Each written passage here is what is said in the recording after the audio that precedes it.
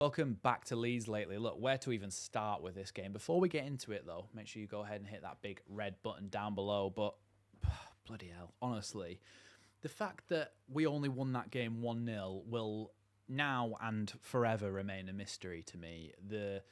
I honestly can't really believe it. We've still won the game, and it's made us go back top of the championship, which obviously is fantastic. The results going our way. Burnley drew with Derby and Millwall beat Sheffield United. So it's gone perfectly for us tonight, but it could have gone even more perfect. We'll talk about the game. I think it's been a massive improvement on the last couple of performances. For an away performance at Borough, who are on a bit of a run, yes, they've got some injuries, but yes, they've also got a decent squad and some really good top-level championship players in there who at times we did struggle to deal with. So, look, they play their own game. They pressed high. They knew that Darlow wasn't great with his distribution, so that he would have to send it long. I think Darlow did have a good game, mind. We will talk about the players individually. But they wanted to try and press us and stop us being able to play out from the back as much. But we did create our own chances. They created their chances too. But let's talk about the goals.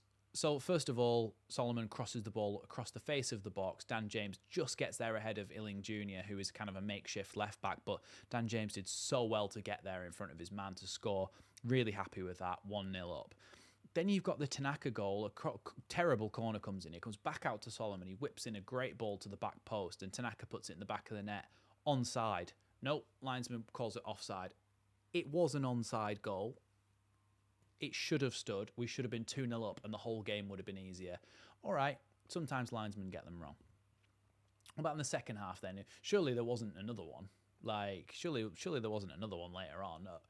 Oh yeah, there was. Patrick Bamford gets put through on goal, combining with 2 or 3 of the substitutions, Nonto and Schmidt or Byram. Combine, the ball eventually ends up at Bamford. He slots it under the goalkeeper.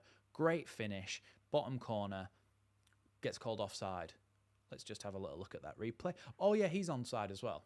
He's fully onside as well. So in a game where we could have been 3-0 up and cruise into victory, we had to basically do backs to the wall defending for the last 10 minutes, 15 minutes of the game, and bringing on Gilavogi and whoever else to try and defend it, when we could have been 3-0 up and cruising to a victory.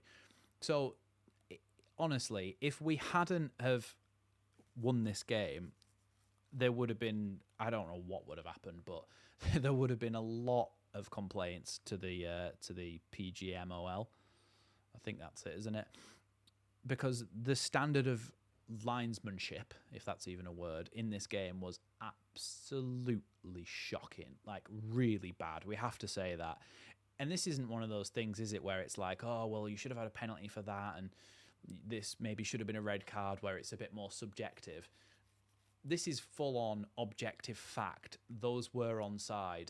If you know the offside rule, you know that they're onside for those goals. So how they can possibly rule them out is just like awful. Anyway, let's move on from that and talk about the actual game. Like I said, Leeds were a lot better. There was a couple of changes from the start. Strauch's out injured, of course, so that meant Ampadu came in at centre-back. So at times we were a little bit sideways and backwards kind of passy in that defence, because Strauch does like to try and get the ball forward down the wings to Firpo a bit more often, but with Ampadu being right-footed, it's a little bit more of a risky pass for him to try and play that with his weak foot. But they were both pretty solid throughout the game. I thought Bogle played well. Firpo didn't have his best game, but he was okay. Bogle had a lot better of a game and managed to play Dan James through a couple of times down that side. I thought Bogle had a good game. Tanaka and Gruev, I said that this is what would happen with Gruev I went on Not Another Leeds podcast, shout out to them.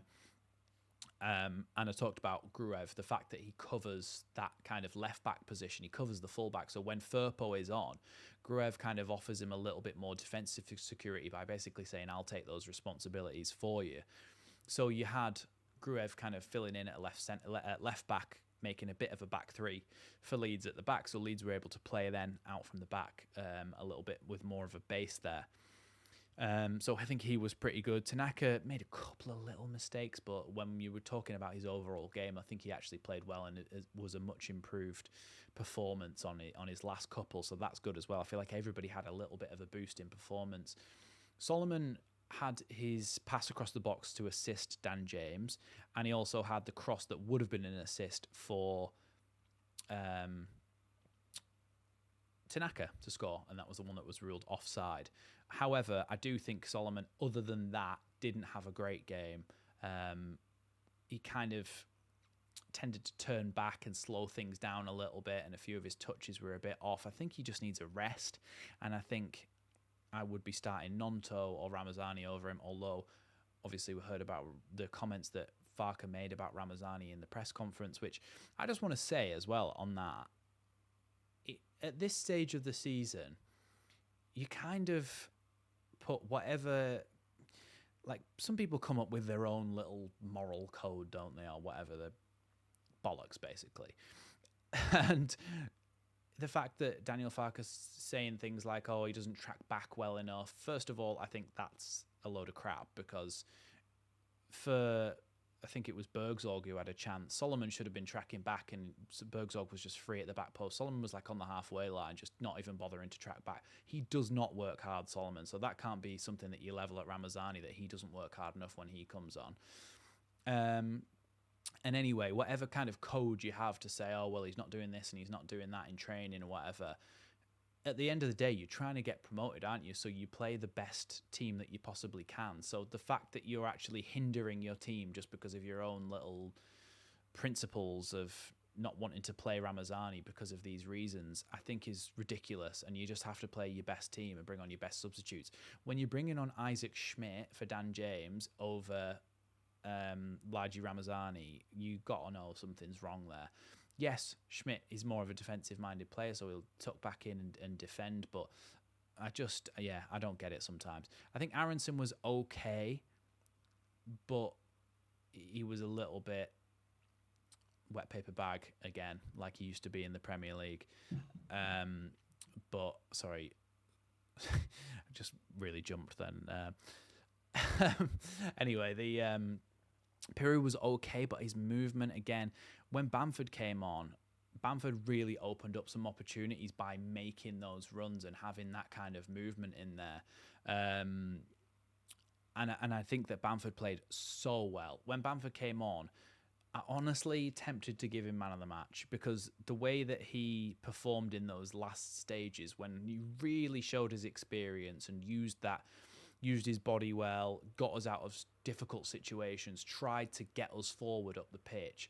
I think that he did so well in those situations. And of course, he scored a goal as well, a really good goal that was given offside, that was never offside in a million years. So look, after all that kind of complaining, what's the summary? Well, Leeds have come into a game away at Borough, a difficult game, won it, gone back top of the table because Sheffield United lost and Burnley drew, and now we're back in the driving seat again after that little blip.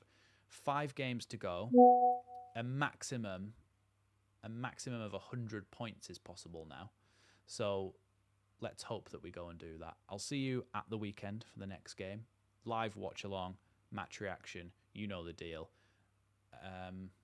That's about it for today. Leeds are top of the league again. Thanks for watching Leeds Lately, and I'll see you in the next one.